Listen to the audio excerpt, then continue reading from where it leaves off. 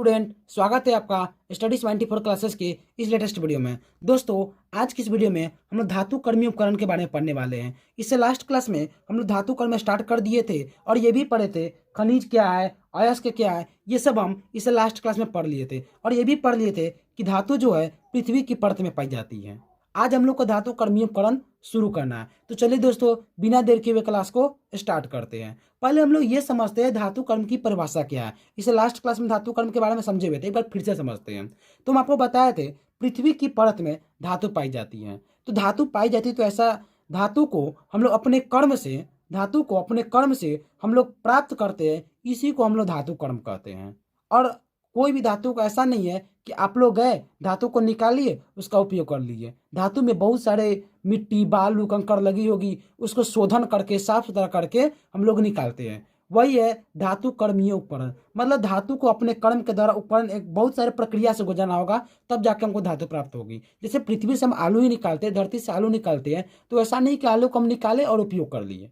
आलू को बहुत सारे शोधन से गुजरना पड़ता है, साफ करते हैं, धोते हैं, फिर बाद में बहुत सारे प्रक्रिया कर अंत में उपयोग करते हैं। वैसे धातु को बहुत सारे चरण से गुजरना पड़ेगा, बहुत सारे प्रक्रिया से गुजरना पड़ेगा, तब हम लोग उसका उपयोग करते हैं। उसी के बारे में आज पढ़ना है कि हम लोग पृथ्वी से यदि हम धातु निकाले हैं, अपने कर्म के द्वारा धातु निकाले हैं, उसका क्या क्या चरण है, क्या क्या प्रक्रिया से गुजरना पड़ेगा, उसके बारे में पढ़ेंगे और फिर बाद में हम लोग उपयोग करेंगे। तो चलिए दोस्तों, धातु कर्मीय उपकरण का एक एक विभिन्न चरण हम लोग देखते हैं कि कौन कौन सा चरण है, कौन कौन से प्रक्रिया से गुजरना पड़ेगा।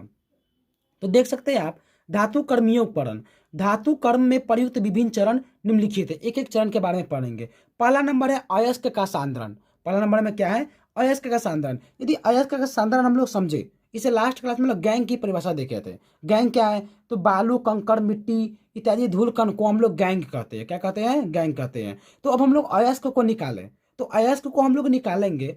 आपको अयस्क की परिभाषा बता देते हैं कि पृथ्वी की परत में जो धातु युक्त ठोस पदार्थ पाई जाती है उसे हम लोग अयस्क कहते हैं। तो पृथ्वी की परत में जो पाई जाती है धातु युक्त, उसे अयस्क कहेंगे। तो अयस्क में बहुत सारे बालू, कंकड़, मिट्टी लगी होगी, तो उसको हम लोग सांद्रण करेंगे, साफ करेंगे, उसी को हम लोग अयस्क का सांद्रण कहते हैं। मतलब बालू, कंकड़, मिट्टी को हटा देते हैं, उसी को अयस्क का सांद्रण कहते हैं। तो चलिए अयस्क के सांद्रण का एक एक प्रक्रिया देखते हैं, इसमें क्या क्या हम लोग करते हैं उस कारण में देखते हैं। आप लोग देख सकते हैं अयस्क अयस्क के सांद्रण की विधियां। इसकी प्रमुख विधियां निम्नलिखित है। पहला नंबर में है हाथ से चुनकर। यदि आप धरती से, पृथ्वी की परत से अयस्क निकालते हैं, तो मान लीजिए उसमें बालू, कंकड़, मिट्टी लगा है, तो उसको आप चाहते हैं तो हाथ से चुनकर भी साइड कर सकते हैं। आप लोग उसको क्या करिए, हाथ से चुनकर जितने भी बालू, कंकड़, मिट्टी है सबको एक एक करके साइड कर दीजिए। तो मेरा अयस्क एक पहला नंबर है कि हाथ से चुनकर उसको साइड कर दीजिए। इसकी पहली विधि यही है कि यदि बालू, कंकड़, मिट्टी है उसको साइड आप हाथ से चुनकर कर सकते हैं। पढ़ के देख लीजिए, हाथ से चुनकर। अयस्क में विद्वान बड़े आकार के टुकड़े, जो बड़े आकार के टुकड़े है, मिट्टी है, कंकड़ है, उसे बड़े आकार का टुकड़े को हाथ से चुनकर अलग कर लिया जाता है। तो बड़े आकार के टुकड़े को हाथ से चुनकर अलग कर लिया जाता है। चलिए अब हम लोग इसकी विधियां पढ़ रहे हैं। अब हम लोग दूसरी विधियां देखते हैं क्या है, जो नेक्स्ट पेज में।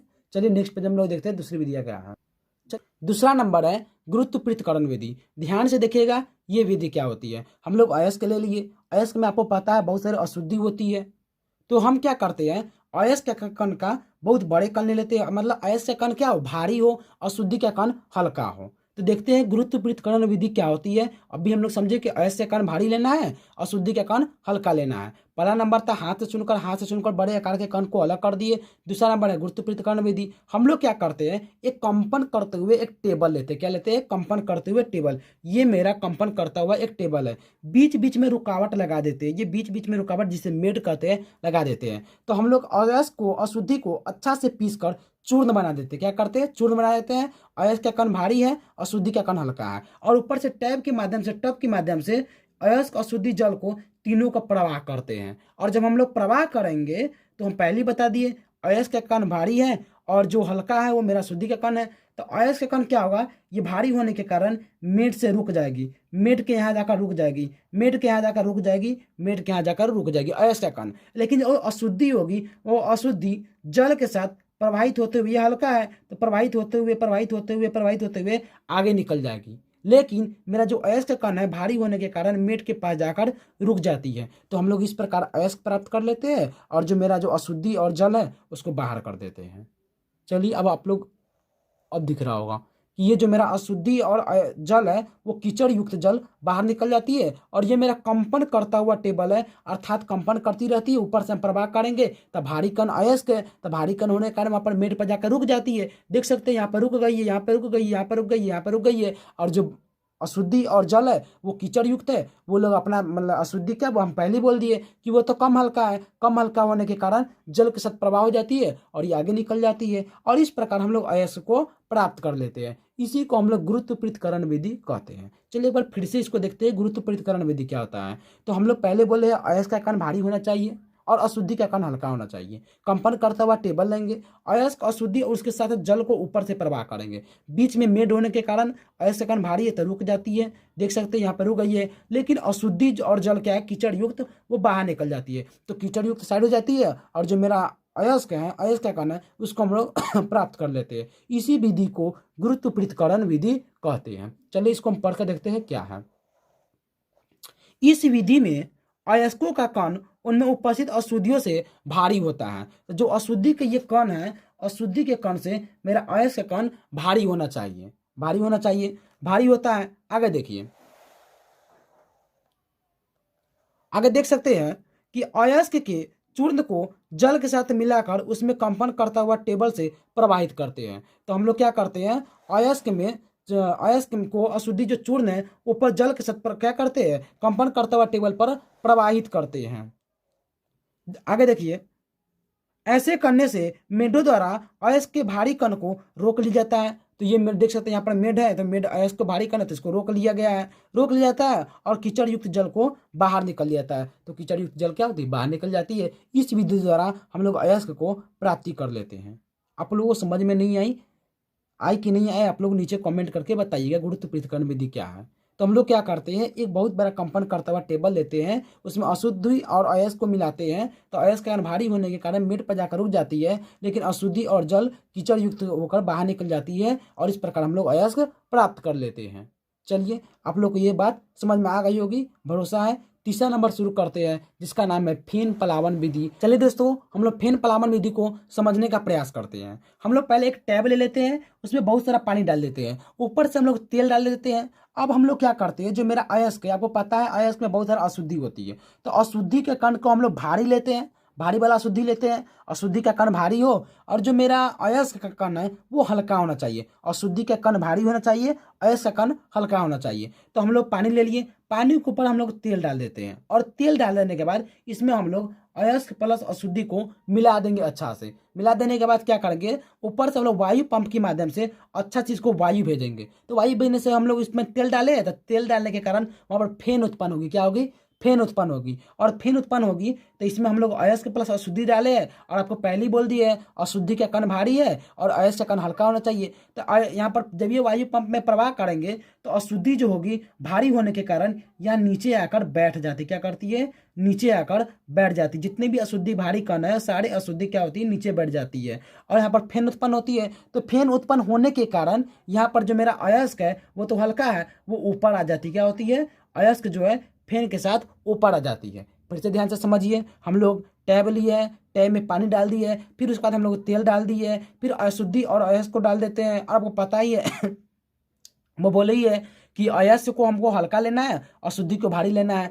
तो ऊपर से वायु पंप से वायु प्रवाह करते हैं, तो ये अशुद्धि भारी होने के कारण नीचे बढ़ जाती है, लेकिन अयस्क जो है फेन के साथ ऊपर आ जाती है, क्या हो जाती है, ऊपर जाती है। तो हम लोग इसको छान करके अलग कर लेते हैं, जितना भी फेन के साथ अशुद्धि अयस्क है सारे को अलग कर देते हैं, एक नया पात्र में रख देते हैं, और नया पात्र में हम लोग उसमें अम्ल मिला देते हैं। और आपको पता ही अम्ल भस्म लवण में ये पढ़ना है कि बड़े हुए हैं कि यदि हम किसी फेन में अम्ल मिला देते हैं तो सारे के सारे फेन गायब हो जाती है, सारे के सारा फेन गायब हो जाती है। तो हम लोग इसमें का जो फेन और अयस्क को बाहर निकालेंगे, दूसरे पात्र में रख देंगे, और इसमें हम लोग ये अम्ल मिला देंगे। अम्ल मिलाते ही सारे के सारे फेन गायब हो जाएगी और मेरा अयस्क प्राप्त हो जाएगा। इस विधि द्वारा हम लोग अयस्क प्राप्त करते हैं। इसी विधि को हम लोग फेन प्लावन विधि कहते हैं। एक बार फिर से समझने का प्रयास करते हैं, ध्यान से सुनिएगा। हम लोग एक टैब लिए, इसके ऊपर से पानी डाल दिए, पानी डाल देने का उसमें तेल डालते हैं, और आपको बोले हैं यहाँ पर अयस्क का कण हल्का लेना है, अशुद्धि का कण भारी लेना है, और इसमें वायु पंप से वायु प्रवाह करते हैं। तो वायु प्रवाह करने से जितने भी अशुद्धि के कण भारी है वो नीचे बैठ जाएगी और फेन उत्पन्न होगी, और फेन उत्पन्न से अयस्क का कण हल्का है जो ऊपर आ जाती है। फिर हम लोग अयस्क को और जो फेन है उसको साइड कर लेते हैं, साइड करके दूसरा पात्र में दूसरा बर्तन में रख देते हैं। तो रखते हैं उसमें हम लोग अम्ल मिला दे, यदि हम लोग अम्ल मिला दे तो जितने भी फेन है सारे के सारे फेन गायब हो जाएगी और मेरा वहां पर बचेगा अयस्क। इस प्रकार हम लोग अयस्क की प्राप्ति करते हैं। तो इस विधि से हम लोग अयस्क की प्राप्ति करते हैं। तो इस विधि का नाम है फेन प्लावन विधि। आप लोग फिर से इसको नोट कर लीजिए, समझने का प्रयास करिए कि ये है क्या। चलिए अब हम लोग इसका नोट्स पढ़ते हैं क्या है, इसको समझने का प्रयास करते हैं। देखिए, इस विधि में अयस्कों का कण उनमें उपस्थित अशुद्धियों से हल्का होता है। तो अयस्क का कण है उसमें उपस्थित जो अशुद्धि है उससे हल्का होना चाहिए। किसका कण? अयस्क का कण। तो अयस्क के चूर्ण को जल से भरी टंकी में डालते हैं। जल से भरे टंकी में हम लोग अयस्क का कण डाल देते हैं। तो जल में वायु प्रवाह कर जल को खूब आलोड़ित करते हैं, जल को खूब ज्यादा आलोड़ित करते हैं। तो अपद्रव्य भारी होने के कारण नीचे बढ़ जाती है। जो अपद्रव्य अशुद्धि है वो भारी होने के कारण क्या होती है? नीचे बढ़ जाती है। आप लोग स्क्रीन पर फोटो भी आ रही होगी, नीचे देख सकते हैं कि जितनी भी अशुद्धि है नीचे जाकर बैठ जाती है। वहां पे वायु पंप का प्रवाह करने से नीचे बढ़ जाती है और अयस्क के फेन के साथ ऊपर आ जाता है। क्या हो जाता है? अयस्क के साथ फेन के साथ अयस्क क्या होती है? ऊपर आ जाती है।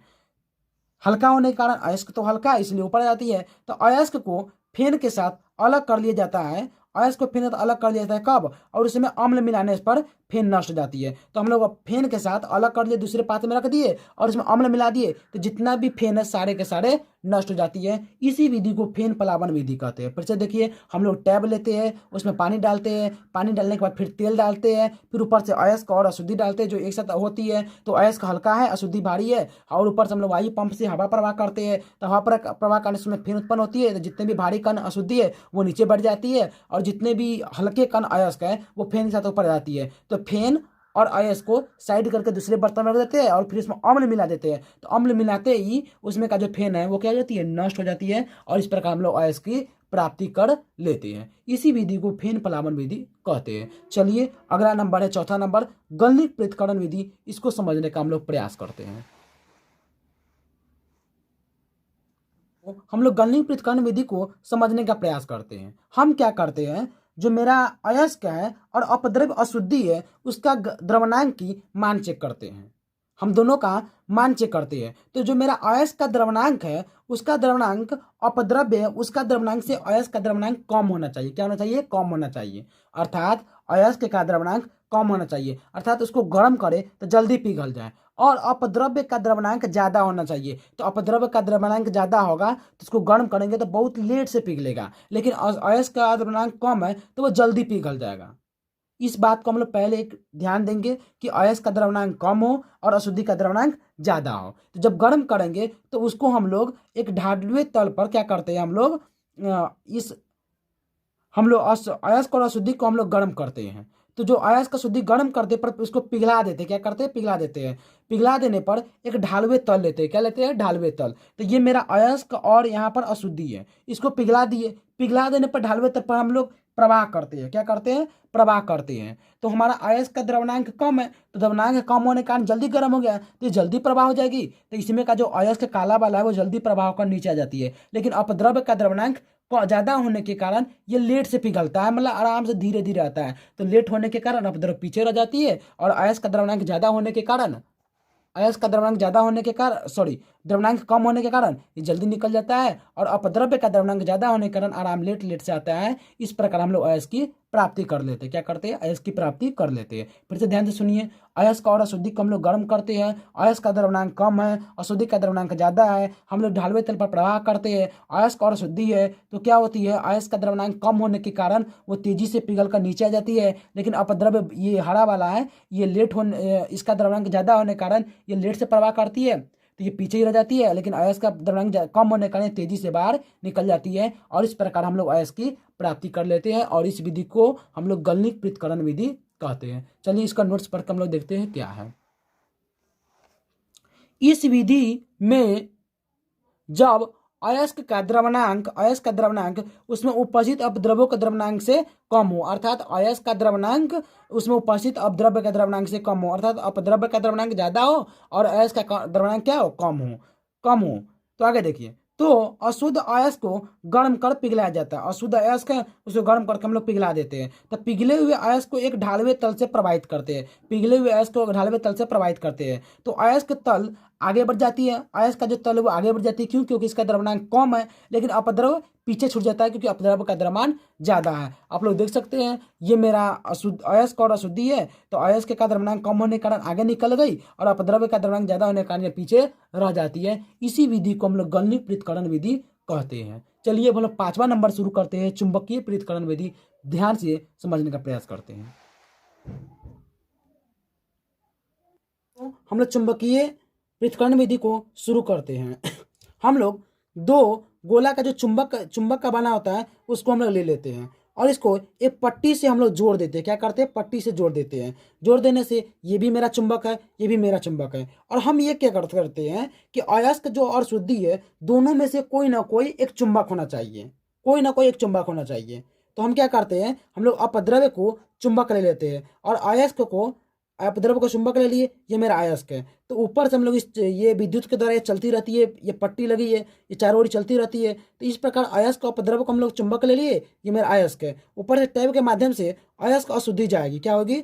अयस्क और अशुद्धि जाएगी। लेकिन मेरा पहले बता दिए अपद्रव्य मेरा यहाँ पर चुंबक है और ये भी मेरा चुंबकीय पदार्थ, यहाँ पर जो गोला है, चक्का है, ये चुंबकीय पदार्थ है। तो ये क्या होगी? अपद्रव्य मेरा चुंबक है, तो चुंबक होने के कारण यहाँ से आएगी और ये चुंबक की ओर खिसकती जाएगी और इसको हम लोग नीचे जमा कर लेंगे। अपद्रव्य को क्या करेंगे? जमा कर लेंगे। क्यों? क्योंकि अपद्रव्य चुंबक है। तो अपद्रव्य चुंबक होने के कारण ये चुंबक की ओर आकर्षित होकर इधर गिर जाएगी। लेकिन अयस्क मेरा चुंबक का नहीं है, तो चुंबक न होने के कारण इसको दूर भेज देगी। क्या करेगी? दूर भेज देगी। तो इसको दूर भेज दी और यहाँ पर हम लोग अयस्क को प्राप्ति कर लेंगे। इस विधि द्वारा हम लोग अयस्क को प्राप्ति कर लेंगे। देखिए चुंबकीय पृथक्करण विधि क्या है कि हम लोग दो चक्का लेते हैं जो चुंबक का बना होता है, इसमें हम लोग अयस्क अपद्रव्य को प्रवाहित करते हैं। तो इस पट्टी के माध्यम से आती है। अपद्रव्य मेरा चुंबक है, तो चुंबक होने के कारण ये चुंबकीय इधर आकर्षित हो जाती है, लेकिन अयस्क मेरा चुंबक नहीं है तो इसको दूर फेंक देती है। तो यहाँ पर हम बर्तन में इसको रख लेते हैं और इसको यहाँ पर हम लोग